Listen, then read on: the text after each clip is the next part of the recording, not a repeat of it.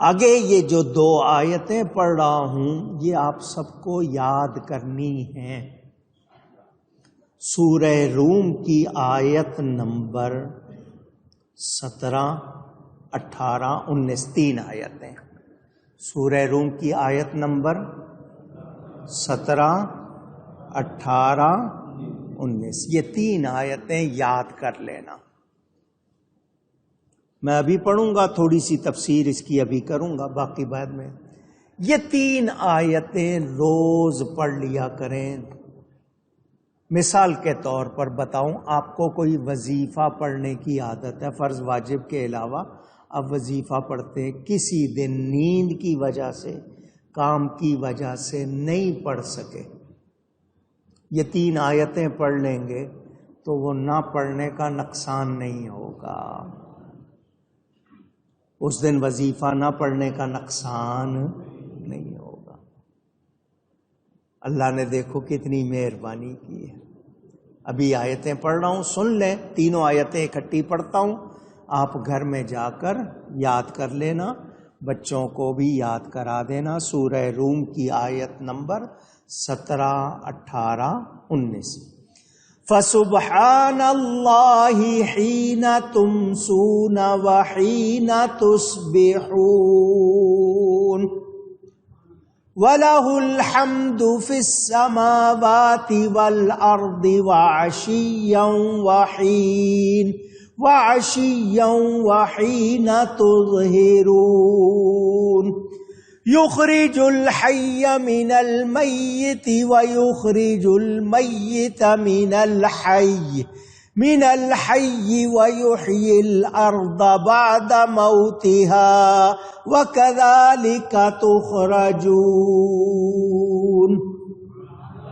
یہ 3 آیتیں پہلے ترجمہ سن لیں تو اللہ کی پاکی بولو، اللہ کی پاکی بیان کرو، جب شام کرو اور جب صبح ہو، یعنی صبح و شام اللہ کی پاکی بیان کرو۔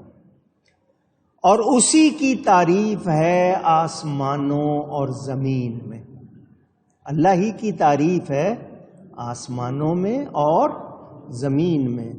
اور کچھ دن رہے اور جب تمہیں دوپہر ہو، دن میں کچھ حصہ رہ گیا یا دوپہر ہوئی ہے، وہ زندہ کو نکالتا ہے مردے سے اور مردے کو نکالتا ہے زندے سے، اور زمین کو جلاتا ہے اس کے مرے پیچھے، اور یوں ہی تم نکالے جاؤ گے۔ آپ کو اگر سمجھ نہیں آئی ہے میں انشاءاللہ آسان کر کے سمجھاتا ہوں۔ پہلے آپ نے سن لیا منکروں کا انجام کیا ہوگا، اور یہ بھی سن لیا کہ ایمان والوں کا انجام کیا۔ یحبرون کا لفظ ہے یعنی مکرمون، بہشت میں ایمان والوں کی تعظیم کی جائے گی، تکریم کی جائے گی۔ حضرت قتادہ رضی اللہ تعالی عنہ فرماتے ہیں یحبرون کا معنی ینعمون، یعنی جنت میں ان لوگوں کو انعام سے، اکرام سے نوازا جائے گا۔ حضرت ابو بکر بن عیاش رضی اللہ عنہ فرماتے ہیں اس کا معنی یہ ہے کہ بہشت میں ایمان والوں کو تاج پہنائے جائیں گے۔ حضرت وکیع رضی اللہ تعالی عنہ فرماتے ہیں یحبرون کا معنی بہشت میں ان کو یسرون بالسماع، کہ ان کو سماع سے خوش کیا جائے گا، یعنی ان کو اللہ کی ایسی پیاری پیاری باتیں سنائی جائیں گی کہ ان میں اتنی لذت ہوگی جو کہیں اور نہیں۔ آج کل آپ کبھی کبھی کسی کی نغمگی سن لیتے ہیں، کسی کی اچھی آواز میں، ہاں بھائی کلام سناؤ، تو ان کو اللہ کی تعریف والا کلام سنایا جائے گا بڑی پیاری پیاری آواز میں۔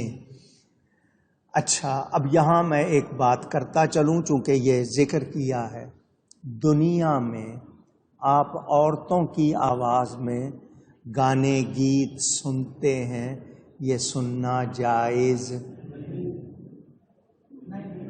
آواز اور اونچی.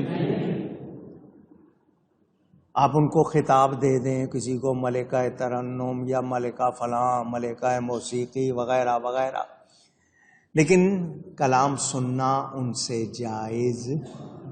اونچی کہیے نہیں. انسان ویسے ہی سوچے، گانا سنتے سنتے اگر موت آ گئی تو کس حال میں جائیں گے، یہی سوچ لے، یہی سوچ کے سننا چھوڑ دے. لیکن آپ سنتے ہیں. بہرحال میں نے بات جو بتانی ہے وہ یہ کہ دنیا میں مرد کو لڑکیوں سے گانے گیت وغیرہ سننے کی اجازت، لیکن جنت میں جنت کی حوریں آپ کو نغمے سنائیں گی، اور ان کی آواز کتنی اچھی ہوگی، ایسی آواز آپ نے کبھی سنی؟ تو جن کو وہاں نغمے سننے ہیں وہ یہاں کے گیت گانوں سے بچیں. سمجھ آ رہی ہے؟ یہ بات میں نے اس لیے کر دی. اب آتی ہے بات کہ جی لڑکیاں نعت پڑھنے لگ گئی ہیں، ٹی وی پہ آ کے پڑھنے لگ گئی ہیں، محفلوں میں جا کے پڑھنے لگ گئی ہیں. تو ٹی وی میں آئیں یا ایسی محفل میں جہاں مرد بھی سن رہے ہیں، ان کا پڑھنا جائز؟ بھلے نعت پڑھ رہی مگر ہو رہا. اور یہ کہ اب تو مکس مخلوط محفلیں، مکس کا مطلب مرد عورت اکٹھے بیٹھے ہوئے، قوالیاں ہو رہی ہیں، لڑکیاں قوالیاں کرنے لگ گئی ہیں. اللہ تعالی ہم سب کو ہدایت عطا فرمائے. حضرت ابو الدرداء رضی اللہ تعالیٰ عنہ سے پوچھا گیا، وہ جو لڑکیاں بہشت میں جنت میں سنائیں گی وہ کیا گائیں گی؟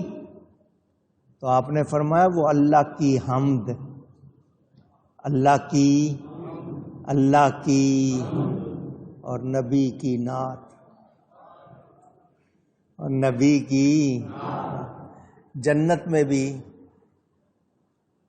میرے استاد مکرم شیخ القرآن حضرت مولانا غلام علی صاحب فرمایا کرتے تھے، یہ جو اعلیٰ حضرت نے کلام لکھا ہے نا، سب سے اولا و اعلیٰ ہمارا نبی. وہ کہتے تھے ہم نے قبر میں بھی پڑھنا ہے انشاءاللہ، حشر میں بھی پڑھنا ہے، اور جنت میں بھی پڑھنا ہے. تو وہ اللہ کی تعریف حمد سنائیں گی. حضرت یحییٰ بن راضی رضی اللہ تعالیٰ عنہ سے پوچھا گیا، آپ کو کون سی نعمت پسند ہے؟ تو انہوں نے کہا کہ جو جنت میں، جنت کے باغوں اور محلوں میں اللہ کی تعریف، نبی کی تعریف کے وہ نغمے جو بڑی پیاری آوازوں میں گائے جائیں گے، مجھے وہ پسند ہے. میرے دوستوں اور بزرگوں، بہشتی سماع کے معنی سننا. مروی ہے، روایت میں ہے کہ بہشت میں کچھ ایسے درخت ہیں جن پر سونے کی گھنٹیاں لگی ہوئی ہیں، سونے کی گھنٹیاں لگی ہیں.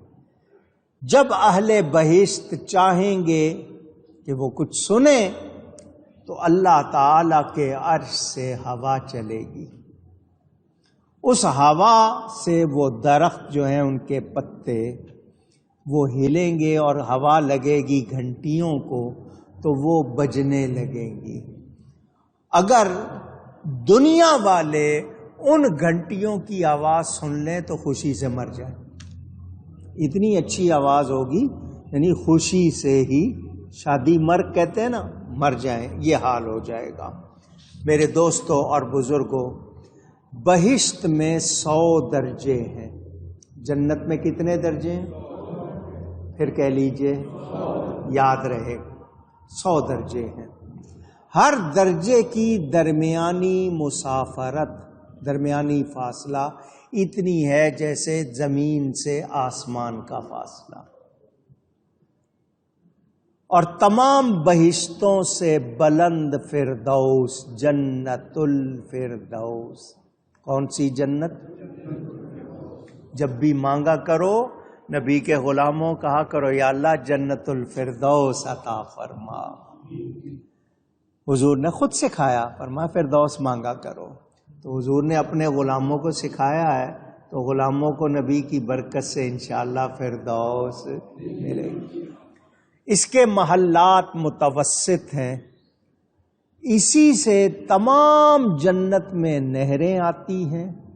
قیامت میں عرش الہی اسی کے اوپر رکھا جائے گا، جنت الفردوس کے اوپر.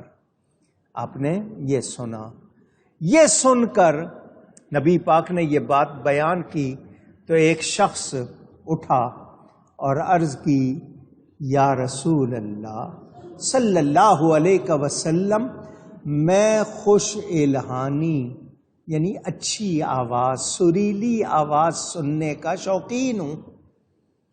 مجھے سریلی آواز، خوش الہانی، اچھی آواز پسند ہے. تو کیا بہشت میں خوش الہانی ہوگی؟ حضور صلی اللہ علیہ وسلم نے فرمایا کہ مجھے اس ذات کی قسم جس کے قبضے میں میری جان ہے، اللہ تعالی جنت میں ایک درخت کو حکم دے گا کہ میرے ان بندوں کو سارنگی اور مزامیر جو ہوتے ہیں نا، جس طرح ان سے آوازیں نکلتی ہیں جو انسٹرومنٹ کہلاتے ہیں موسیقی کے، اللہ فرمائے گا اس درخت کو کہ جو دنیا میں میری عبادت میں، میرے ذکر میں لگے رہے، ان کو تو اپنی آوازیں سنا، ان کو اچھی آوازیں سنا. وہ درخت اتنی خوش الہانی سے اللہ کی تسبیح اور تقدیس بیان کرے گا کہ اس جیسی آواز لوگوں نے کبھی سنی نہیں ہوگی. اب جن کو وہ سننا ہے ان کو دنیا میں گانوں سے بچنا، یہاں سنیں گے تو پھر وہاں وہ سنائی نہیں دے. یہاں علماء نے لکھا کل جنت میں اللہ کے بندے سما کی خواہش کریں گے کہ ہمیں خوش الہانی میں اچھا کلام سنایا جائے. تو دنیا میں اللہ تعالی نے حضرت داؤد علیہ السلام کو خوش الہانی عطا فرمائی تھی، اسی لیے لحن داؤدی کہتے ہیں. کیا کہتے ہیں؟ لحن داؤدی. ان کو اللہ نے بڑی اچھی آواز، جو وہ اللہ کی حمد کرتے تھے، کہا جاتا ہے چلتی ہوا رک جاتی تھی، پرندے رک جاتے تھے.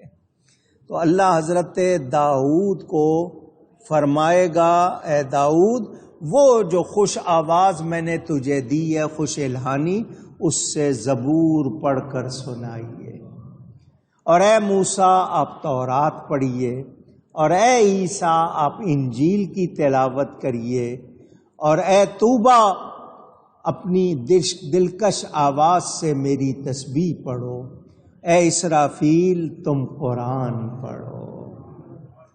ان آوازوں سے اللہ تعالی جنت والوں کو لذت پہنچائے گا، خوشی پہنچائے گا. حضرت اسرافیل علیہ السلام کے بارے میں آپ نے سنا ہوا ہے، وہ سور پھونکتے ہیں. سور کا مطلب وہ پھونک ماریں گے، اس میں کتنی طاقت ہوگی اللہ کی عطا سے، وہ ساری دنیا مر جائے گی، دوبارہ ماریں گے تو ساری دنیا اڑ جائے گی. حضرت اوزاعی رحمت اللہ علیہ فرماتے ہیں حضرت اسرافیل علیہ السلام کی ایسی دلکش آواز ہے کہ جب وہ کچھ پڑھتے ہیں تو ساتوں آسمانوں کے فرشتے ان کی آواز سن کر مست ہو جاتے ہیں. کیا ہو جاتے ہیں؟ پھر کہیے. اب مجھے مست کے معنی بتائیے. ہاں صحیح کہا جس نے بھی، گم ہو جانا، یعنی اس میں کھو جانا. آپ کے ہاں مستی کے معنی اور بھی لیے جاتے ہیں، اس لیے میں نے آپ کو کہا نا بتا دوں، مست کے معنی گم ہو جانا. یہاں تک کہ فرشتے اتنے اس میں گم ہو جاتے ہیں انہیں کوئی اور چیز یاد نہیں رہتی، اس وقت وہ اسی میں گم ہو جاتے ہیں. یہ رب کی عطا ہے، وہ جس کو چاہے عطا فرمائے.